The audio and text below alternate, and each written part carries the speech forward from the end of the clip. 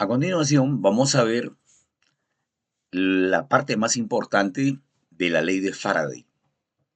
¿A qué nos referimos? Al flujo magnético. ¿Qué es el flujo magnético? Ya le damos una idea bien simple. Es el número de líneas de inducción del campo magnético que estarían atravesando una determinada superficie. Vuelvo a repetir, el número de líneas de inducción que estarían atravesando una determinada superficie. La unidad SI del flujo magnético es el Weber, ¿ya? Y entonces vamos a ver acá justamente en esa figurita cómo las líneas están atravesando una superficie, ¿no? Y eso justamente lo que vamos a ver a continuación, vamos a escribir a continuación, ¿ya? Bien, a continuación vamos a ver este primer caso.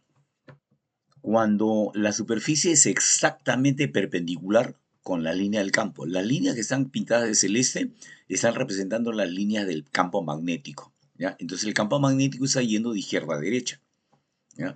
Y la superficie está exactamente perpendicular a las líneas del campo. En este caso, se dice que el flujo magnético alcanza su valor máximo. ¿Por qué?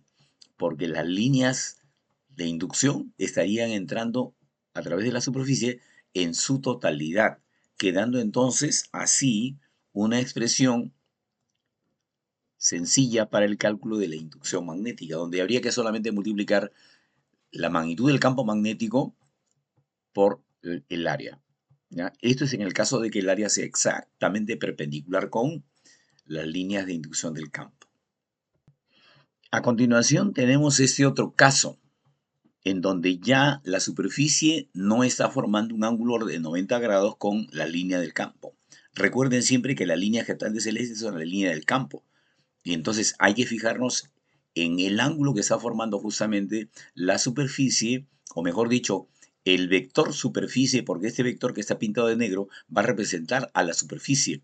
Y entonces, una vez que nosotros tenemos identificado ese vector, que también le podemos llamar normal a la superficie, podremos encontrar el ángulo que está formando justamente el campo magnético con ese vector. Y de acuerdo a ese ángulo es que justamente podremos tener, en este caso, la posibilidad de determinar el flujo magnético a través de la superficie, pero ya en este caso a través del coseno del ángulo, ¿no? ¿Por qué? Porque habría que descomponer, ahí tendríamos una componente, ¿no? Y acá tendríamos otra componente, y de hecho, la componente que es paralela, la componente que es paralela a la dirección del campo es la que tendríamos que nosotros tomar en cuenta para poder determinar, para poder calcular el flujo magnético, ¿no? El la coseno estaría justamente quedando exactamente en la dirección del campo, ¿no? Entonces, ¿cuándo se multiplica directamente los módulos? Cuando el vector superficie y el vector campo son paralelos, ¿no? Y en el caso que no lo sea, se busca la componente del vector superficie que sea paralela al campo, ¿no? Esa sería una forma justamente de calcular este flujo magnético para este caso, pero ya vamos a ver cómo lo hacemos en otro caso. A continuación tenemos esta otra situación, en donde estamos viendo que ahora las líneas del campo pasan rasantes con la superficie. ¿Y cómo se puede comprobar eso? ¿Cómo se puede visualizar eso? Por el ángulo que están formando, ¿no? En este caso, por ejemplo, el ángulo que está formando las líneas de la inducción del campo y el vector superficie es 90 grados. ¿Qué cosa quiere decir eso? En este caso, las líneas del campo no atraviesan la superficie. Y por tal razón, nosotros tendríamos que decir que en este caso, el flujo a través de la superficie no existe. Cuando hay flujo magnético, cuando líneas del campo pasan a través de la superficie, atraviesan la superficie. Solamente en este caso hay flujo. Entonces, acá nosotros tendríamos que decir que el flujo magnético es mínimo, o sea, nulo. ¿Y cuándo es máximo? Cuando las líneas del campo atraviesan perpendicularmente la superficie, ¿no? En general, tenemos esta situación, ¿ya? Esta figurita nos está mostrando de que si el campo magnético atraviesa formando cierto ángulo con el vector superficie, o sea, con el vector normal a la superficie, entonces aquí tendríamos que multiplicar la magnitud de la componente que es perpendicular al área justamente con la magnitud del área. O sea, se multiplicarían estos dos. Pero este de acá se puede expresar, este vector B normal se puede expresar como B coseno del ángulo, ¿no? Y entonces vamos a ver, para poder entenderlo un poquito mejor, vamos a ver un pequeño ejemplo, ¿no? Ya, supongamos que el campo magnético es así. Ahí está el campo magnético. Entonces la pregunta es, ¿dónde el campo magnético es máximo? Entonces tendríamos que hablar de la superficie 1, de la superficie 2 y de la superficie 3. ¿Dónde el campo magnético es máximo? En 1 y en 3. Solo que en el primer caso, en 1, el campo magnético por ser entrante estaría justamente siendo representado por un flujo magnético negativo, ¿no?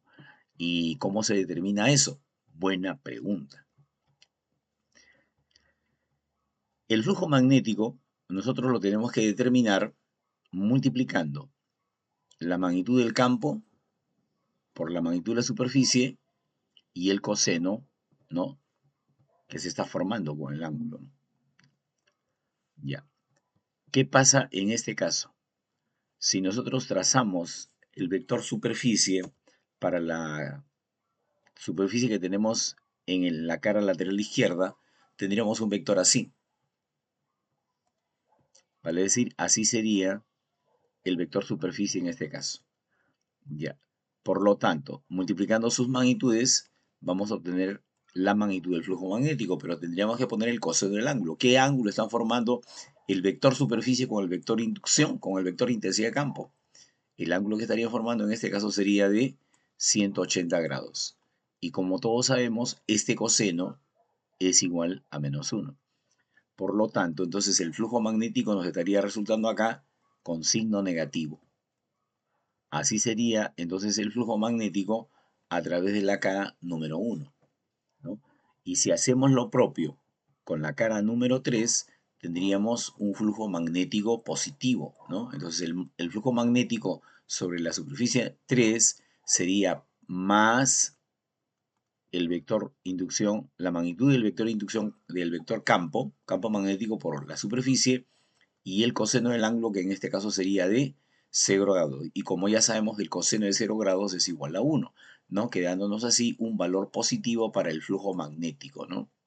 Entonces, si el flujo magnético es entrante, será negativo. Si el flujo magnético es saliente, será positivo, ¿no? Y en la parte 2, en la cara número 2, tendríamos un flujo magnético, vamos a ver, magnitud del campo, magnitud de la superficie por el coseno del ángulo. Pero ¿qué ángulo estaría formando aquí? En este caso, el vector superficie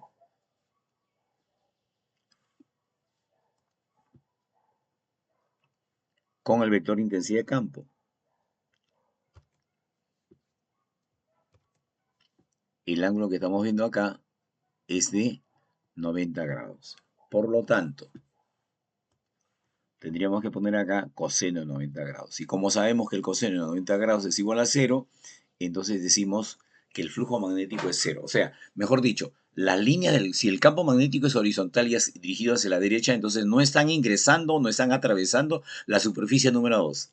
Solamente en la superficie 1 y en la superficie 3. Entrando el flujo magnético es negativo y saliendo el flujo magnético es positivo. Si nosotros sumamos todos los valores que hemos obtenido, tanto el flujo magnético para la primera cara, para la segunda y para la tercera, vamos a encontrar que esa suma de flujos, para dar el flujo total, sería igual a 0, ¿no? Que sería una de esas cualidades que podríamos encontrar en los problemas que vamos a ver luego en el próximo video.